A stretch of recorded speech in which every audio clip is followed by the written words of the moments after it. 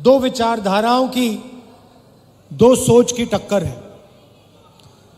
ये कांग्रेस पार्टी कहती है, इंडिया गठबंधन कहता है कि देश को संविधान के माध्यम से चलाना चाहिए।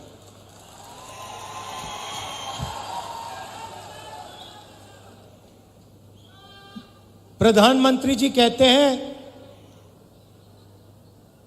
कि मैं संविधान को पब्लिक मीटिंग में दिखाता हूं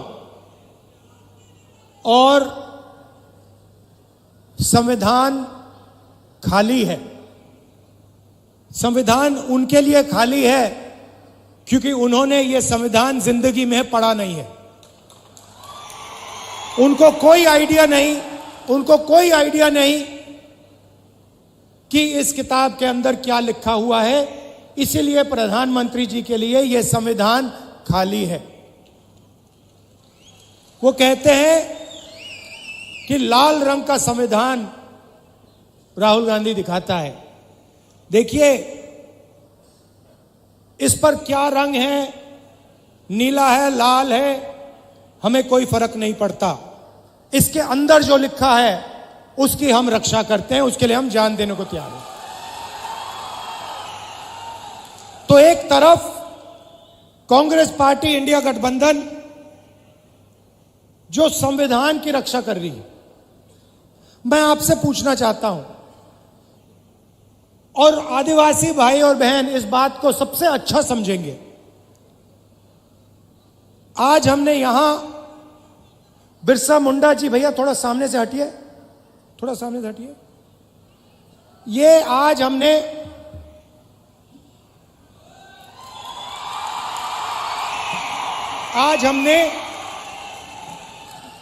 इनके सामने, बिरसा मुंडा जी के सामने हाथ जोड़े, मत्था टेका।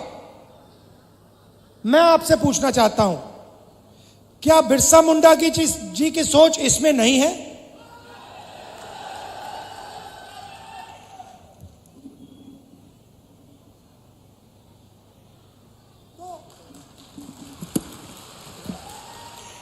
तो नरेंद्र मोदी जी कहते हैं कि यह संविधान खाली है, खोखला है, इसमें कुछ नहीं है। मैं नरेंद्र मोदी जी को समझाना चाहता हूं, और प्रधानमंत्री जी आप अच्छी तरह सुनिए, क्योंकि आप देश के प्रधानमंत्री हैं। नरेंद्र मोदी जी, यह संविधान खोखला नहीं है। इस संविधान में हजारों साल की सोच, बिरसा मुंडा जी की सोच, बुद्ध भगवान की सोच, फूले जी की सोच, अंबेडकर जी की सोच, गांधी जी की सोच सब भरी हुई है। यह हिंदुस्तान, नरेंद्र मोदी जी, ये खोखला नहीं है। इसके अंदर हिंदुस्तान का ज्ञान, हिंदुस्तान की आत्मा है। और जब आप इसे खोखला कहते हो तो आप हिंदुस्तान, बिरसा मुंडा जी, महात्मा गांधी जी, अंबेडकर जी, इन सब का अपमान करते हो। लड़ाई भाइयों और बहनों इसको बचाने की है। आपको कॉन्स्टिट्यूशन में, संविधान में नाम दिया गया है। आपको संविधान में आदिवासी नाम दिया गया है। इस संविधान में आप कहीं भी पढ़ लो, इस संविधान में आपको वनवासी नहीं कहा जाता है, आपको आदिवासी कहा जाता है। मगर आरएसएस के लोग, बीजेपी के लोग, हिंदुस्तान के प्रधानमंत्री आपको वनवासी कहते हैं। इन दो शब्दों में बहुत बड़ा फर्क है। आदिवासी का मतलब जो हिंदुस्तान के पहले मालिक थे। इस संविधान में बिरसा मुंडा जी ने जो त्याग किया, जो शहीद हुए, उनके शब्द हैं। इसीलिए संविधान में आपको आदिवासी नाम दिया गया है। आदिवासी नाम का मतलब समझिए। आदिवासी नाम का मतलब हिंदुस्तान के पहले निवासी, हिंदुस्तान के पहले मालिक। मतलब ये जो जल है, ये जो जंगल है, ये जो जमीन है, उसका पहला अधिकार आदिवासियों का है। ये बात इसके लिए बिरसा मुंडा जी लड़े थे कि जमीन हमारी, जल हमारा, जंगल हमारा, और जल, जमीन और जंगल का फायदा हमें नहीं मिल रहा। इसीलिए शहीद हुए। वो अंग्रेजों से लड़े। आज वही सोच लेकर नरेंद्र मोदी, आरएसएस और बीजेपी घूम रही। वो कहते हैं आप वनवासी हो। वनवासी का मतलब आप जंगल में रहते हो। वनवासी का मतलब आपको ना जल पर, ना जंगल पर, ना जमीन पर अधिकार होना चाहिए। वो आपसे अधिकार छीनते हैं। आपको कहते हैं आप वनवासी हो, और फिर पूरे देश में जंगल काटने का काम करते हैं, आपकी जमीन छीनने का काम करते हैं। पैसा कानून कौन लाया? जमीन अधिग्रहण बिल कौन लाया? न्यायगिरी में कौन लड़ा? कांग्रेस पार्टी लड़ी, इंडिया गठबंधन के लोग लड़े। जमीन अधिग्रहण बिल से आपकी जमीन की रक्षा, पैसा कानून से, ट्राइबल राइट्स एक्ट से जंगल, जल, जमीन का अधिकार आपको। यह काम हमने किए हैं। और जैसे ही बीजेपी की सरकार आती है, काम शुरू कर देते हैं। आपकी जमीन छीनते हैं, अरबपतियों को पकड़ा देते हैं, आपका जल ले जाते हैं, आपका जंगल ले जाते हैं, और आपको कहते हैं भैया आप वनवासी हो। मैं आपसे सवाल पूछना चाहता हूं, आप वनवासी हो, आस्ते आस्ते आस्ते आस्ते सब जंगल जा रहा है। 10, 15, 20 साल में हिंदुस्तान में बहुत कम जंगल बचेगा, तो फिर आप कहां के रहोगे? अगर जंगल ही नहीं रहा तो वनवासी कहां जाएंगे? आप दूसरे प्रदेशों में जाओगे, मजदूरी करोगे। वनवासी का मतलब आपके बच्चों को शिक्षा ना मिले। वनवासी का मतलब आपके बच्चे इंजीनियर, डॉक्टर, लॉयर ना बने, अपना बिजनेस ना चालू करें। वनवासी का मतलब आपके बच्चे पायलट ना बने। आदिवासी का मतलब आपके बच्चे इंजीनियर बने, डॉक्टर बने, लॉयर बने, आपके बच्चे बिजनेस चलाएं, सरकार चलाएं। यह है फर्क आदिवासी वनवासी में। अब दूसरी बात आपको बताना चाहता हूं, और इस बात को आप दिल में रखिए। हिंदुस्तान में आदिवासियों की 8% आबादी है। अगर आप 100 लोग चुनो तो 800 में से आदिवासी हैं। सही बात? तो मैंने पता लगाया, आबादी 8%। तो मैंने पता लगाया ठीक है भैया, अगर 8% आबादी है तो भागीदारी कितनी होनी चाहिए? अगर 8% आबादी तो कितनी भागीदारी? 8% होनी चाहिए। सही है गलत? सही है ना? बराबर है ना? अगर 100 में से 8 आप हो तो फिर भागीदारी भी होनी चाहिए 8 की। तो मैंने पता लगाया, मैंने कहा देखो भाई पता लगाते हैं। हिंदुस्तान की सरकार में आदिवासियों की कितनी भागीदारी है? 90 अफसर हिंदुस्तान की सरकार को चलाते हैं। 90 अफसर हिंदुस्तान की सरकार को चलाते हैं। जो आप जीएसटी का पैसा देते हो, रोज देते हो, वो पैसा दिल्ली की सरकार को जाता है, उसको 90 अफसर बांटते हैं। मैं आपसे पूछना चाहता हूं, अगर दिल्ली की सरकार 100 रुपए खर्च करती है तो उसमें से आदिवासी अफसर कितने रुपए का निर्णय लेते हैं? बताइए बताइए बताइए। शांत हो गए आप? यह आपको मालूम होना चाहिए, यह सच्चाई आपको मालूम होनी चाहिए। भाइयों और बहनों, अगर हिंदुस्तान की सरकार 100 रुपए खर्च करती है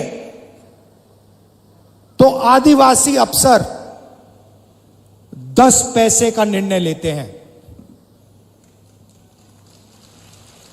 मतलब आपकी भागीदारी 100 में से 8%, आपकी आबादी 100 में से 8, आपकी भागीदारी 100 रुपए में से 10 पैसे। 90 में से सिर्फ एक अफसर आदिवासी है और उस अफसर को पीछे कोने में बैठा रखा है, उसको काम नहीं देते। बड़ी मिनिस्ट्री उसके हाथ में नहीं है। उसको कहते हैं आप आदिवासी हो, आप पीछे बैठो। आप वनवासी हो, आप पीछे बैठो। यह बदलना है। बदलने का तरीका जाति जनगणना, कि सबको पता लग जाए कि सचमुच में आदिवासियों की कितनी भागीदारी है। मैं आपसे पूछना चाहता हूं, आप मीडिया देखते हो ना? देखते हो मीडिया?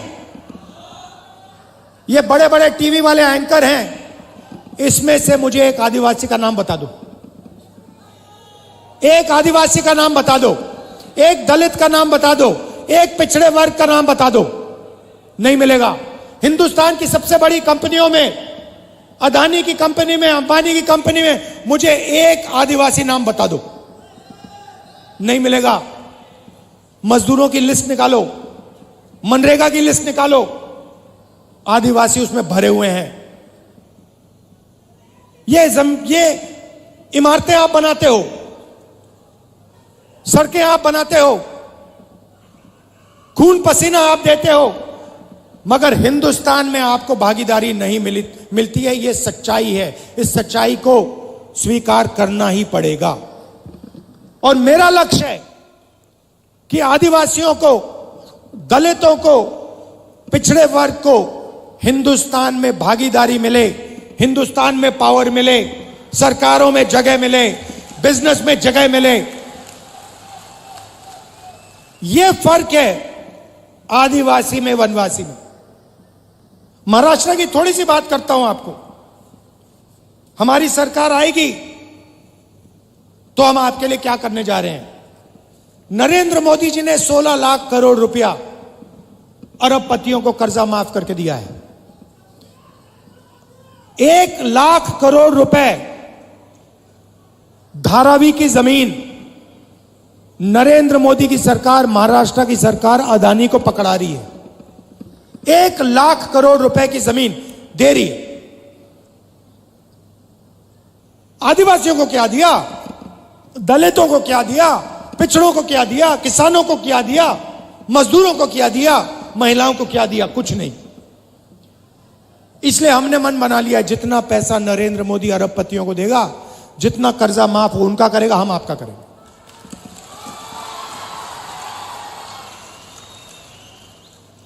तो सबसे पहला काम, महालक्ष्मी योजना, अच्छी तरह सुनिए।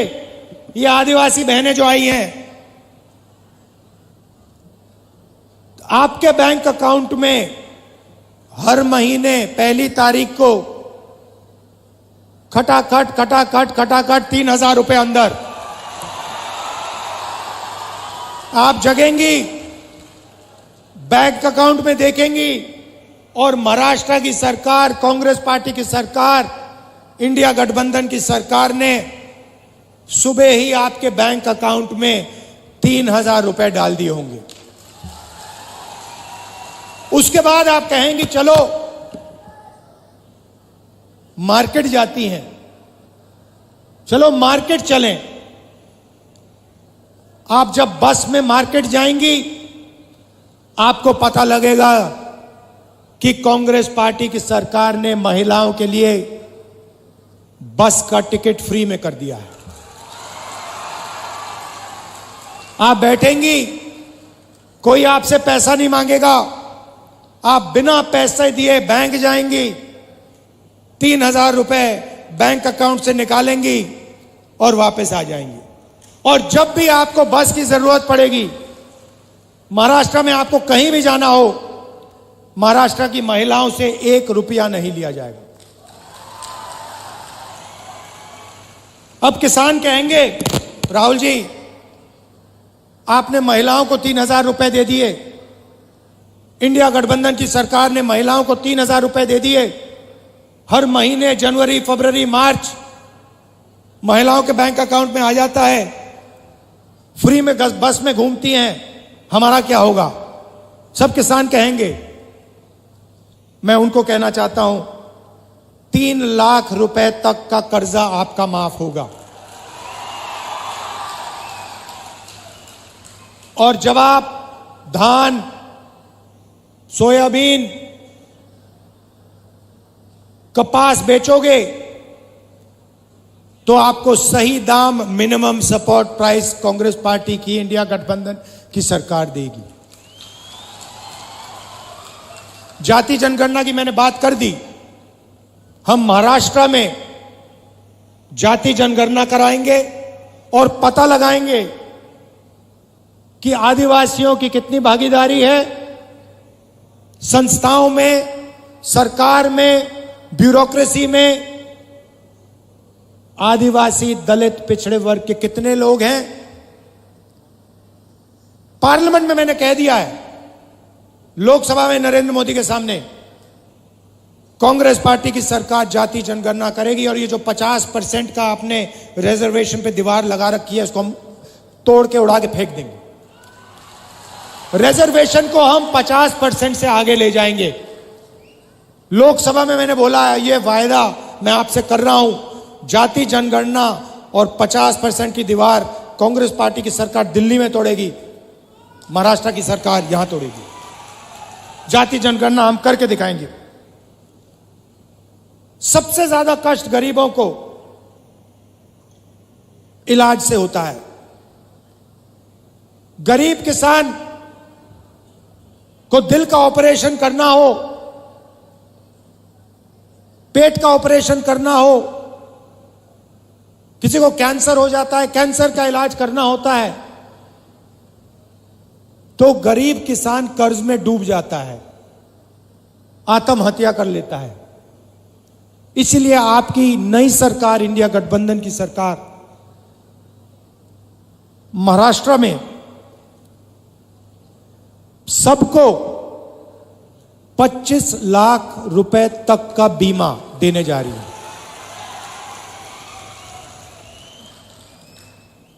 दिल का दौरा पड़े, कैंसर हो, किडनी की बीमारी हो, लिवर की बीमारी हो, पेट की बीमारी हो, आप अस्पताल जाओगे, 25 लाख रुपए तक का इलाज आप मुफ्त में करवाओगे। और युवाओं को, बेरोजगार युवाओं को 4,000 रुपए प्रति महीना जब तक वो रोजगार पा लेंगे। और 2.5 लाख सरकारी रोजगार जो नरेंद्र मोदी और बीजेपी की सरकार, महाराष्ट्र की सरकार नहीं दे रही है, वो हम आदिवासियों के, दलितों के, पिछड़ों के, गरीब जनरल कास्ट के लोगों के हवाले कर देंगे।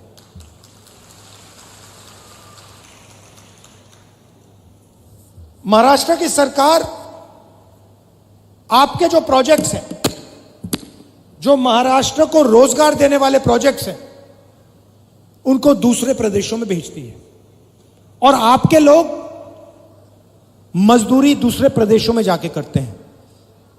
उदाहरण देता हूं, वेदांता और फॉक्सकॉन का सेमीकंडक्टर प्लांट, जिससे महाराष्ट्र के युवाओं को 10,000 रोजगार मिलते, 1.5 लाख करोड़ रुपए का प्लांट है, यह उन्होंने महाराष्ट्र से छीनकर गुजरात भेज दिया। टाटा एयरबस का मैन्युफैक्चरिंग यूनिट 10,000 रोजगार, 1.8 लाख करोड़ का प्रोजेक्ट है, यह महाराष्ट्र की सरकार ने गुजरात भेज दिया। आईफोन बनाने का प्लांट 2 लाख करोड़ रुपए का प्लांट, 75,000 युवाओं को रोजगार मिलता, यह उन्होंने महाराष्ट्र से छीनकर गुजरात भिजवा दिया। ड्रग पार्क 80,000 लोगों को रोजगार मिलता, छीन के गुजरात पहुंचा दिया। गेल पेट्रोकेमिकल प्लांट प्रोजेक्ट 60,000 करोड़ का प्रोजेक्ट था, 21,000 युवाओं को रोजगार मिलता, यह उन्होंने आपसे छीन के दूसरे प्रदेश में भिजवा दिया। अगर हम सब रोजगार मिला दें तो महाराष्ट्र से बीजेपी की सरकार ने 5 लाख रोजगार छीनकर दूसरे प्रदेशों में भिजवा दिए हैं। इसीलिए आपको यहां रोजगार नहीं मिलता है, इसीलिए यहां आपको बेरोजगार बना दिया गया है। यह काम इंडिया गठबंधन और कांग्रेस पार्टी की सरकार नहीं करेगी। महाराष्ट्र के प्रोजेक्ट्स महाराष्ट्र में रहेंगे, गुजरात के प्रोजेक्ट्स गुजरात में रहेंगे। हम ये नहीं चाहते कि आपके सारे प्रोजेक्ट्स यहां से छीनकर दूसरे प्रदेशों में भेजे जाएं और आदिवासी युवा जाकर बंधुआ मजदूर बने गुजरात में, दूसरे प्रदेशों में। हम चाहते हैं कि आपको महाराष्ट्र में रोजगार मिले, सही रोजगार मिले, इज्जत का रोजगार मिले। इसीलिए हम चुनाव लड़ रहे हैं, इसीलिए हम यहां अपनी सरकार बनाना चाह रहे हैं। याद रखिए, मेन लड़ाई, सच्ची लड़ाई संविधान की है। आपको जो भी मिला, जमीन, जल, जंगल, शिक्षा, स्वास्थ्य, रोजगार, जो भी मिलता है, मनरेगा, भोजन का अधिकार, ये सब इस किताब ने दिए हैं। और इस किताब के अंदर पवित्र सोच है, बिरसा मुंडा जी की सोच है, महात्मा गांधी की सोच है, अंबेडकर जी की सोच है, बुद्ध भगवान की सोच है। और जब नरेंद्र मोदी कहते हैं कि यह संविधान खोखला है, इसके अंदर कुछ नहीं है, तो वो बिरसा मुंडा जी का अपमान करते हैं, बुद्ध भगवान का अपमान करते हैं, महात्मा गांधी, अंबेडकर जी का अपमान करते हैं, फूले जी का अपमान करते हैं। भाइयों और बहनों, आरएसएस इसके खिलाफ है, बीजेपी इसके खिलाफ है। इसलिए वो आपको वनवासी कहते हैं, इसलिए वो आपकी जमीन छीनते हैं, इसलिए जल, जंगल, जमीन का फायदा आपको नहीं देते हैं। हम इसकी रक्षा करते हैं।